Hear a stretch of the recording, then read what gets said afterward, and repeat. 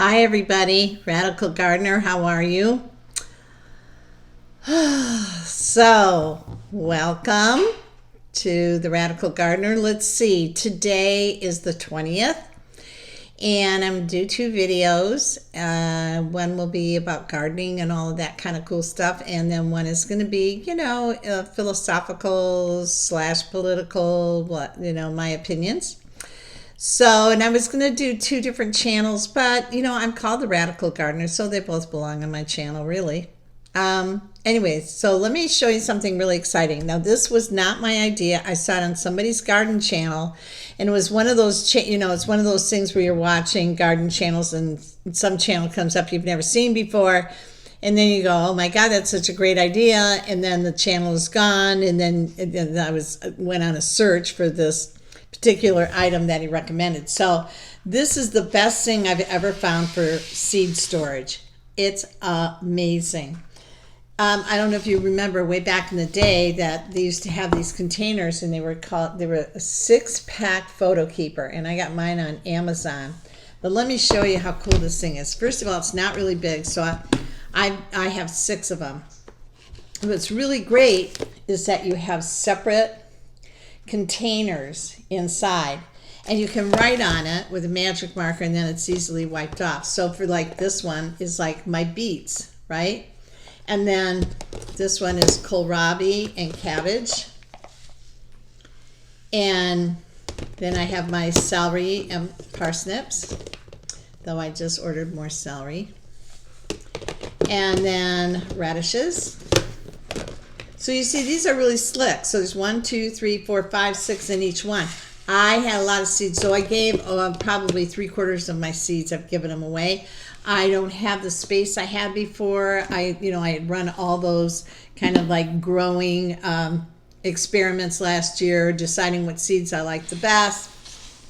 And so I'm just going to stay with seeds that are really for sure. And then I found a couple other places to purchase seeds that I really want to try, and I'd like to stay with maybe some seed companies that deal more with seeds, and they are seed companies that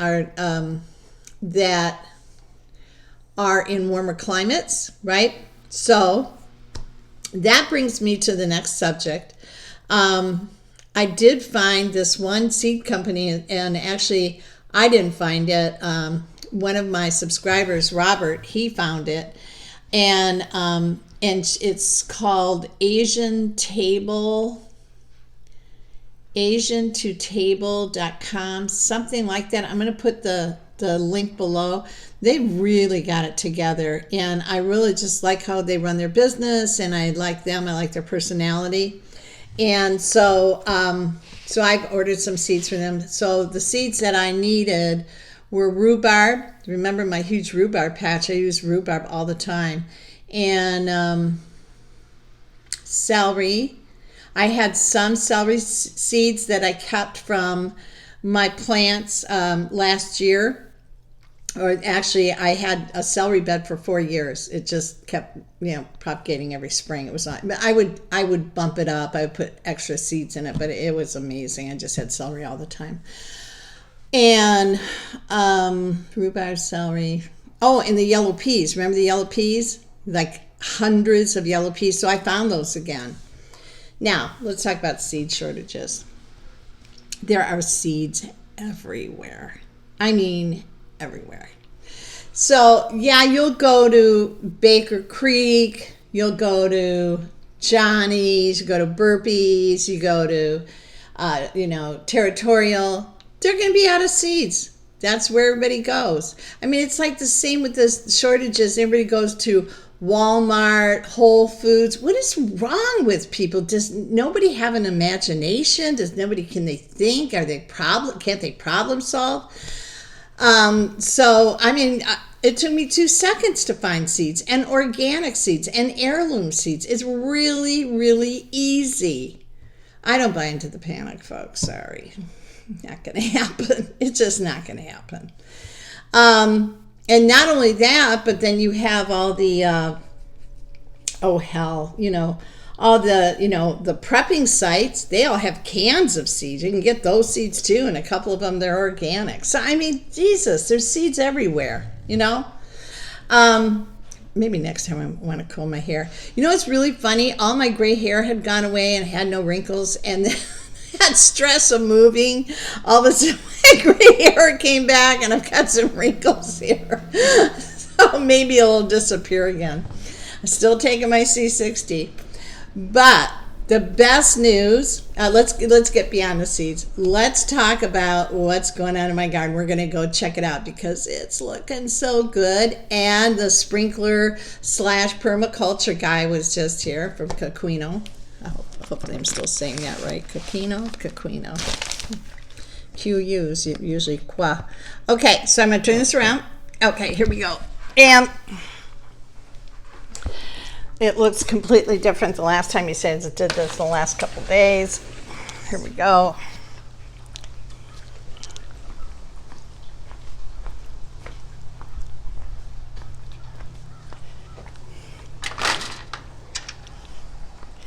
All right, let's check it out. So I brought a lot of my pots over, and let me get out so you can see this. The sun is so bright. Can I do this? Come on. Oh man, there we go. Okay, let me kind of get over here so you can see what's going on. So I moved my pots over here. There's my pineapple plant, my cactus, and that's my catnip right there. Putting another bed back there. It was, once I set all my pots up, it was making perfect sense to me. So there'll be one more bed back here, and I have this little pathway to go back. It's underneath this wonderful palm tree. And so, during most of the day it's really hot, and around 3:30, 4 o'clock it starts to shade up, which is great. And then just kind of this little moment here next to the arbor, Ditali peppers. And then let's see if we can, and then you see what I did here. Start grouping pots. Planted everything. I have to go get more pots now. Let me turn around so you can really see this. See, now I have plants dispersed through here, starting to really look like a garden. Here's my Mai Tai tree. And my onions are really popping up. All my seeds took. All of them. You can see, doesn't that look great? So now I'm starting to create this space. Planted all these pots.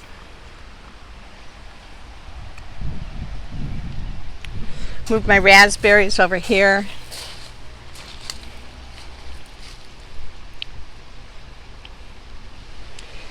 I ripped all this up, this stuff that was here that was dying anyway.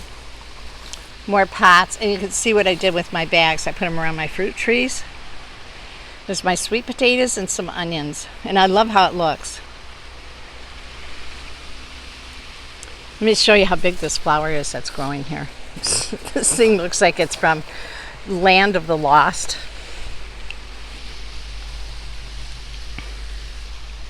Look at that. I mean, it's huge.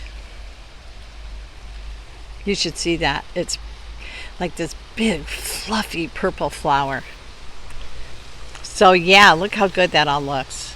And again, sorry for the shine, but you get the idea. So now it feels like my garden, right? This is more like it.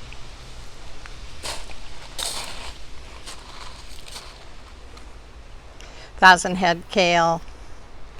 Just planted my wild onion in there. Some more mustard is growing. My bird eats the mustard, so I grow it for, and then you can see how beautiful that looks. You see how this is all coming together. Got some more plants over there. My daylilies from Michigan. I love that I brought some plants from Michigan. Just a little bit of my home with me.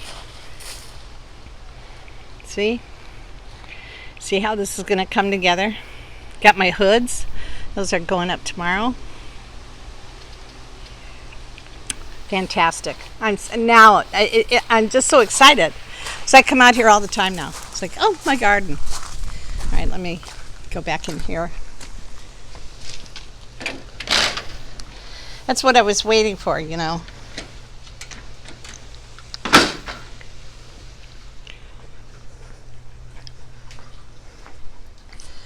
All right. Hi. So, it's hot out today. It's kind of hot every day.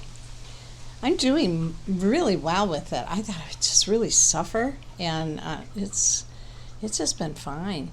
I mean, there's been a couple days it was like 91 and the humidity was, I mean, it was pretty much like Vietnam, but basically, you know, it's been all right. Yeah. Oh, I forgot to show you guys. Well, anyways, over there by my beds, he set up a MicroWatering system, and he just left like half hour ago. It's all done. So now it's on a timer, and I never have to water anything. Everything is covered. So I have like 6 zones on my property, and the sprinklers go off, and they do the watering. And if I'm going to be really serious about this and develop this whole property, there's no way I'm going to be watering it, right? And once you establish the permaculture, it really can pretty much sustain itself.